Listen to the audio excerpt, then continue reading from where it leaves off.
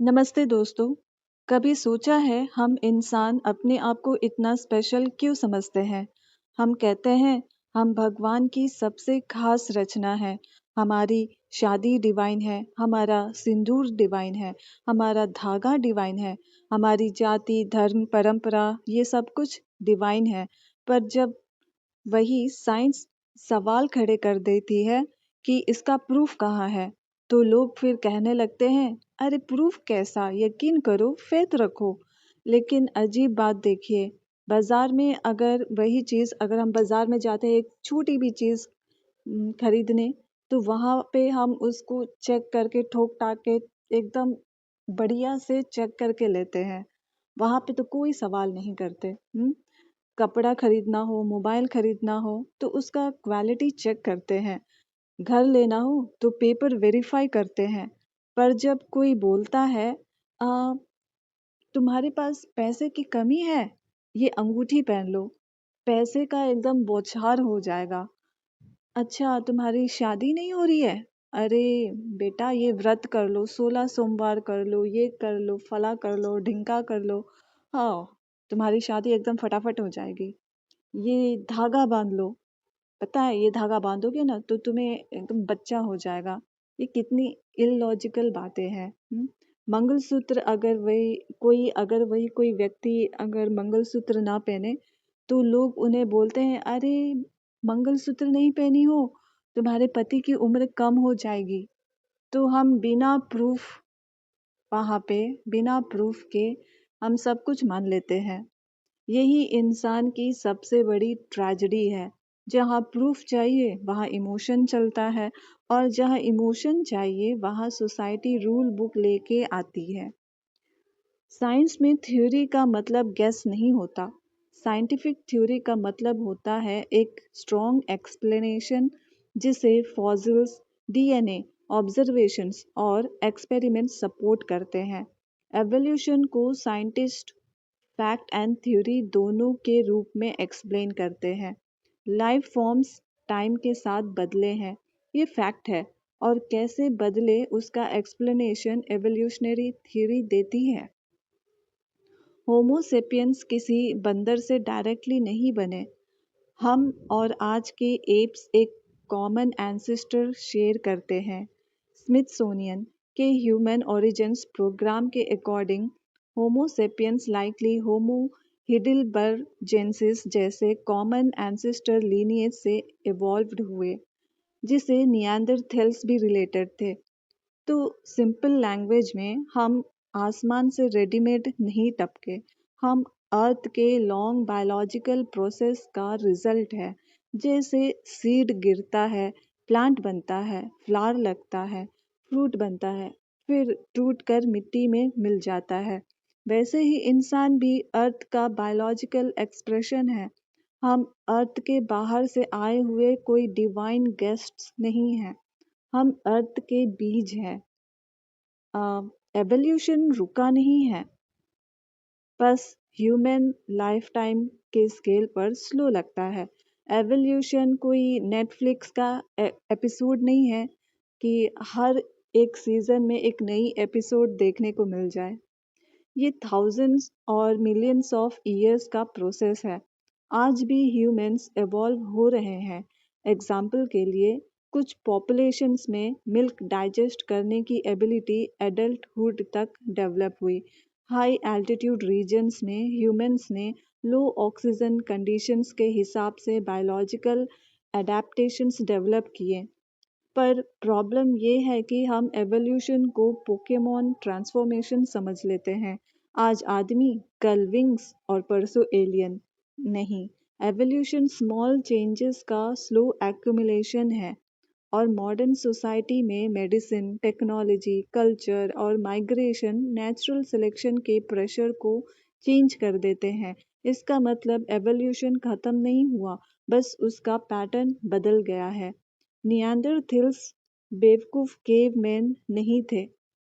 उनके पास टूल्स थे, fire use करते थे, सिंबॉलिक बिहेवियर के साइंस मिले हैं, और उनकी बॉडी कोल्ड क्लाइमेट के लिए अडेप्टेड थी। बट कौन ज़्यादा इंटेलिजेंट था, ये सिंपल स्कूल रैंक वाली बात नहीं है। होमो सेपियंस शायद better social networking, language complexity, long distance cooperation और सिंबॉलिक कल्चर में स्ट्रॉन्गर थे। नियांदरथेल्स भी कैपेबल थे, पर होमो सेपियंस ने लार्जर ग्रुप्स, फ्लेक्सिबल कम्युनिकेशन और कल्चरल शेयरिंग से सर्वाइवल एडवांटेज ले लिया। नेचुरल हिस्ट्री म्यूजियम के अकॉर्डिंग नियांदरथल एक्सटिंक्शन का रीज़न सिर्फ वॉर नहीं था। Interbreeding, climate change, small population size और कंपटीशन सब इन्वॉल्व हो सकते हैं। रीसेंट रिसर्च नियांदरथल और होमो सेपियंस के इंटरब्रीडिंग को भी स्ट्रांगली सपोर्ट करती है। तो क्या होमो सेपियंस ने उनको ख़त्म कर दिया? पॉसिबली डायरेक्ट वायलेंस कुछ जगह हुई हो, पर मतलब पर प्योर एक्सटिंक्शन को हमने मार दिया, कहना ये थोड़ा ओवर सिंप्लिफिकेशन हो सकता है। ज़्यादा ऑनेस्ट आंसर ये है कि climate, competition, reproduction, disease, population pressure और इंटरब्रीडिंग सब ने मिलकर नियांदरथल्स को हिस्ट्री में डिसॉल्व कर दिया।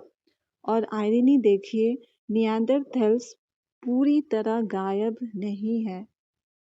उनका डीएनए आज भी मेनी नॉन अफ्रीकन ह्यूमंस में थोड़ा प्रेजेंट है। मतलब हम उनके एनिमीज भी थे और रिलेटिव्स भी। अब रिलीजन और मिराकल वाली बात करते हैं। आज तक किसी ने गॉड को माइक्रोस्कोप में नहीं देखा। किसी ने धागा, रिंग, व्रत, सिंदूर, मंगलसूत्र का साइंटिफिकली रिपीटेबल प्रूफ नहीं दिया कि ये रियलिटी को कंट्रोल करता है। लोग कहेंगे फेथ प्रूफ से ऊपर होता है, पर फिर सवाल वही है, अगर फेथ प्रूफ से ऊपर है तो हॉस्पिटल क्यों जाते हो? डॉक्टर से रिपोर्ट क्यों मांगते हो? कोर्ट में एविडेंस क्यों चाहिए? प्रॉपर्टी पेपर क्यों वेरीफाई करते हो? क्योंकि अंदर से हमें पता है रियल वर्ल्ड प्रूफ से चलता है, बिलीफ से नहीं। प्रॉब्लम फेथ से नहीं है, प्रॉब्लम तब है जब फेथ को कंट्रोल सिस्टम बना दिया जाता है। जब किसी औरत को बोला जाता है मंगलसूत्र नहीं पहना तो पति की लाइफ खतरे में है। ये लव नहीं है, ये इमोशनल ब्लैकमेल का रिचुअल वर्जन है। जब किसी लड़की को बोला जाता है व्रत रखो तभी अच्छा पति मिलेगा, ये स्पिरिचुअलिटी नहीं है, ये पेट्रियार्की का फास्टिंग प्लान है।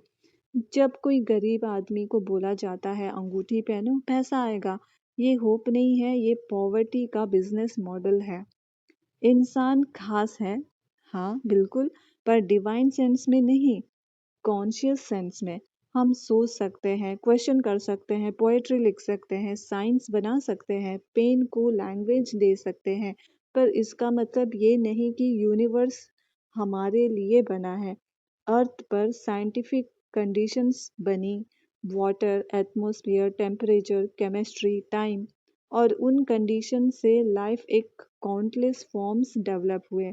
प्लांट भी अर्थ का एक्सप्रेशन है, बर्ड भी, फंगस भी, रिवर भी, ह्यूमन भी। हम नेचर की किंग नहीं है, हम नेचर का टेम्पररी पैटर्न है। और सबसे ऑनेस्ट बात, जिस बॉडी पर हम इतना ईगो रखते हैं वही बॉडी एक दिन अर्थ में मिल जाएगी। नाम, जाति, धर्म, स्टेटस, शादी, करियर सब धीरे धीरे डिसॉल्व हो जाएगा और बचेगा क्या? मिट्टी।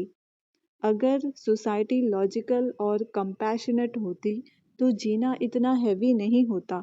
लोग शादी को अचीवमेंट नहीं बनाते, बच्चा पैदा करना ड्यूटी नहीं होता, करियर को आइडेंटिटी नहीं बनाया जाता, रिलीजन को फियर मशीन नहीं बनाया जाता, विमेन के बॉडी पर रिचुअल्स का बर्डन नहीं होता, मेन को इमोशनलेस मशीन नहीं बनाया जाता। और रैशनल सोसाइटी ये पूछती, क्या इस रूल से ह्यूमन सफरिंग कम हो रही है? क्या इस बिलीफ का प्रूफ है? क्या इस रिचुअल से फ्रीडम बढ़ रही है या फियर? क्या ये ट्रेडिशन लाइफ को ब्यूटीफुल बना रहा है या बर्डन? पर हमने उल्टा किया। हमने लाइफ को समझने के बजाय डेकोरेट कर दिया, रिचुअल्स के फ्लावर्स लगा दिए, अंदर फियर की स्मेल छुपा दी। रियल स्पिरिचुअलिटी मिरेकल बिलीव करना नहीं है। रियल स्पिरिचुअलिटी हो सकती है ऑनेस्टली देखना कि मैं एक बायोलॉजिकल बीइंग हूँ, मैं मॉर्टल हूँ, मैं अर्थ से बना हूँ, मैं अर्थ में लौट जाऊंगा। इस बीच मुझे अननेसेसरी सफरिंग क्रिएट नहीं करनी। रियल स्पिरिचुअलिटी हो सकती है जो चीज़ प्रूफ मांगती है उसे प्रूफ दो, जो चीज़ लव मांगती है उसे कंट्रोल मत दो, जो चीज़ फ्रीडम मांगती है उसे ट्रेडिशन के नाम पर बांध मत दो।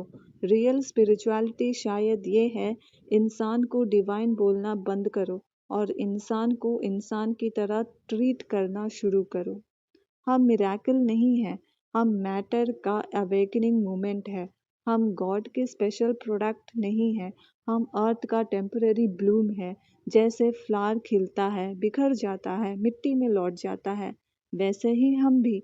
इसलिए सवाल ये नहीं है कि हम डिवाइन है या नहीं, सवाल ये है जब हमें पता है कि लाइफ टेम्पररी है तो हम इतनी झूठी बिलीव्स, फियर, रिचुअल्स और सोशल बर्डन के साथ क्यों जी रहे हैं। शायद रियल मैच्योरिटी वही है जब इंसान चमत्कार ढूंढना बंद करता है और रियलिटी को ऑनेस्टली देखना शुरू करता है। बिकॉज ट्रुथ अनकंफर्टेबल होता है पर फेक कंफर्ट से बेटर होता है। साथ निभाने के लिए बहुत बहुत धन्यवाद। The absurd circle.